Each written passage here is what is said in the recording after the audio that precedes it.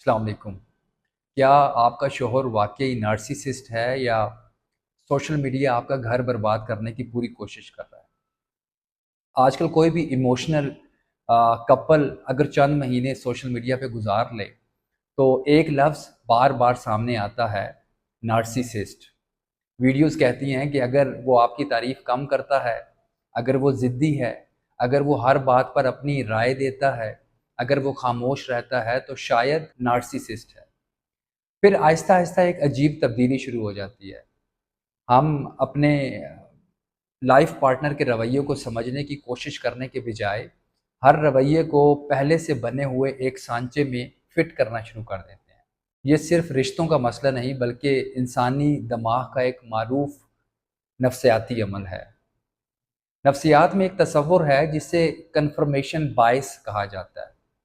اس کا مطلب ہے کہ جب ہمارا ذہن کسی ایک نتیجے پر پہنچ جاتا ہے تو پھر وہ غیر شعوری طور پر صرف وہی چیزیں دیکھتا ہے جو اس نتیجے کو درست ثابت کریں۔ مثال کے طور پر، اگر ایک عورت کے ذہن میں یہ خیال بیٹھ جائے کہ میرا تو شوہر نارسیسسٹ ہے، تو پھر شوہر کی ہر خاموشی، ہر اختلاف، ہر بھولی ہوئی بات، ہر مصروفیت پھر اسی نظریے کا ثبوت محسوس ہونے لگتی ہے۔ لیکن دماغ ان تمام لمحوں کو نظر انداز کر دیتا ہے جہاں اس نے محبت کی، ذمہ داری نبھائی، خیال رکھا یا پھر آپ کے لیے قربانی دی۔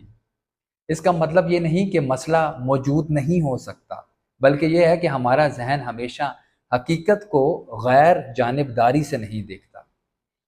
ایک اور نفسیاتی حقیقت بھی سمجھنے کی ضرورت ہے۔ ہم دوسروں کو صرف ان کے رویوں سے نہیں دیکھتے بلکہ اپنے ماضی کے تجربات کے ذریعے بھی دیکھتے ہیں۔ اگر کسی انسان نے اپنے بچپن میں خود کو بار بار نظر انداز ہوتا محسوس کیا ہو یا اس کی جذباتی ضروریات پوری نہ ہوئی ہوں، تو پھر شادی کے بعد شوہر کی معمولی خاموشی بھی اس پر ایک بہت گہرا اثر ڈال سکتی ہے۔ یہ انسانی نفسیات کا ایک حصہ ہے۔ بعض اوقات شوہر موجودہ لمحے میں ہوتا ہے جبکہ ہمارا زخمی دل ماضی کے کسی تجربے کا رد عمل دے رہا ہوتا ہے۔ اس لیے دو مختلف عورتیں ایک ہی رویے کو دو مختلف انداز میں محسوس کرتی ہیں۔ اب جو تصوف ہے وہ صدیوں پہلے ایک ایسی بات کہہ چکا ہے جسے آج نفسیات مختلف اصطلاحات میں بیان کرتی ہے۔ اہل تصوف کہتے ہیں کہ دل صرف دنیا کو نہیں دیکھتا بلکہ اپنی حالت کو دنیا پر ڈال دیتا ہے۔ یعنی اگر دل خوف سے بھرا ہوگا تو ہر شخص خطرہ محسوس ہوتا ہے، اگر دل عدم تحفظ سے بھرا ہو تو ہر خاموشی مسترد کیے جانے جیسی لگتی ہے، اور اگر دل اندر سے زخمی ہو تو ہر اختلاف کو محبت کے خاتمے کی علامت سمجھنے لگتا ہے۔ اسی لیے تزکیہ نفس میں سب سے پہلے دوسروں کی اصلاح نہیں بلکہ اپنے دل کی صفائی کی بات کی جاتی ہے، کیونکہ اگر دل صاف ہو جائے تو پھر حقیقت زیادہ واضح نظر آنے لگتی ہے۔ اور یہی وجہ ہے کہ رسول اللہ صلی اللہ علیہ وآلہ وسلم لوگوں کے بارے میں جلدی فیصلہ نہیں کیا کرتے تھے۔ آپ ایک واقعے سے کسی انسان کی پوری شخصیت کا فیصلہ نہیں بناتے تھے۔ آپ انسان کے حالات، نیت، کمزوری اور اصلاح کی گنجائش کو بھی دیکھتے تھے۔ یہ صرف اخلاق نہیں ہے بلکہ یہ گہری روحانی بصیرت ہے۔ آج ہمارا نفس لیبل لگاتا ہے، کیونکہ لیبل لگانے سے سوچنے کا عمل ختم ہو جاتا ہے، لیکن حکمت سوال پوچھتی ہے کہ کیا میں حقیقت دیکھ رہا ہوں یا صرف اپنی تکلیف کی تعبیر دیکھ رہا ہوں؟ اب ایک لمحے کے لیے اپنے شوہر سے نظریں ہٹا کر اپنے دل کو دیکھیے۔ کیا آپ ہر روز اس کے رویے کا مشاہدہ کرتی ہیں یا صرف اپنی تکلیف کا؟ کیا آپ ہر اختلاف کے بعد اس کے خلاف ثبوت جمع کرنا شروع کر دیتی ہیں؟ کیا آپ کی خوشی صرف اس کے رویے پر کھڑی ہے؟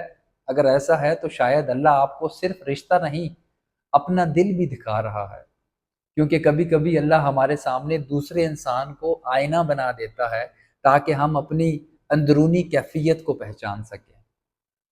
اس کا مطلب یہ بالکل نہیں کہ ظلم کو برداشت کیا جائے یا حقیقی بدسلوکی کو نظر انداز کر دیا جائے۔ اگر کسی رشتے میں مسلسل بے عزتی، خوف یا جذباتی استحصال موجود ہو تو پھر اس کا سامنا حکمت، حدود قائم کرنے اور مناسب مدد لینے سے کرنا چاہیے۔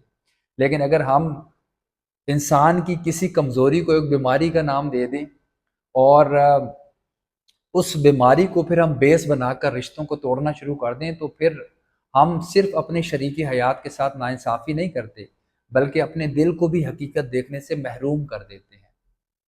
تو یاد رکھیے، ہر رشتہ دوسرے انسان کو بدلنے سے نہیں بچتا بلکہ اپنے دیکھنے کا زاویہ بدلنے سے بھی بچ جاتا ہے۔ اس لیے اگر اگلی مرتبہ سوشل میڈیا پہ کسی سو کال ریلیشن شپ ایکسپرٹ کی ویڈیو دیکھ کر آپ شریک حیات کو نارسسسٹ، ٹاکسک یا اس طرح کا کوئی نام دینے لگیں تو اس سے پہلے ایک دعا ضرور کیجئے گا کہ اے اللہ، مجھے لوگوں کو ویسا دیکھنے کی بصیرت عطا فرما جیسے وہ حقیقت میں ہیں، نہ کہ جیسے میرے زخم، میرا دل اور میرے خیالات مجھے دکھا رہے ہیں۔ میرے دل کو تعصب سے پاک کر، میری نظر میں انصاف پیدا کر، اور اگر میرے رشتے میں کوئی خرابی ہے تو سب سے پہلے مجھے میری اپنی اصلاح دکھا دے، کیونکہ جب دل پاک ہو جاتا ہے نا تو انسان نہ ظلم کو محبت کا نام دیتا ہے اور نہ محبت کو ظلم سمجھنے کی کوشش کرتا ہے، اور یہی روحانی بصیرت ایک گھر کو ٹوٹنے سے بچا سکتی ہے۔ Thank you so much.